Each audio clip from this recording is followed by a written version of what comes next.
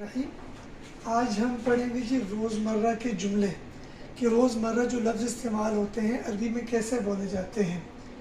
تو جب آپ کسی سے ملتے ہیں عربک میں تو آپ کہیں گے السلام علیکم ورحمۃ اللہ وبرکاتہ، اور وہ آپ کو جواب میں کہے گا وعلیکم السلام ورحمۃ اللہ وبرکاتہ، اور آپ اس سے سب سے پہلے حال پوچھیں گے۔ میں نے سب سے نیچے لکھا ہے لیکن سب سے پہلے حال پوچھتے ہیں، کیف الحال یا کیف حالک، کیا حال ہے آپ کا؟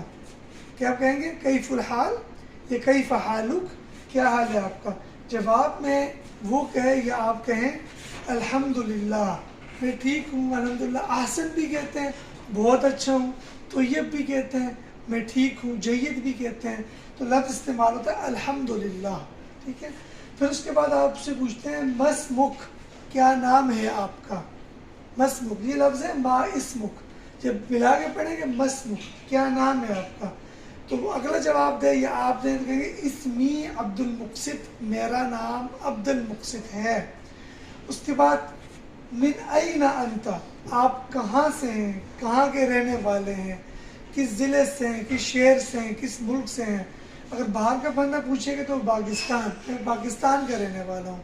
اگر پاکستانی پوچھے گا کہ آپ کس بلاد سے ہیں، من این انت فی ای بلاد انت، بلاد کہتے ہیں شہر کو، آپ کہیں جی میں لاہور کا ہوں، ہاں کہ میں لاہور سے ہوں، ٹھیک ہے۔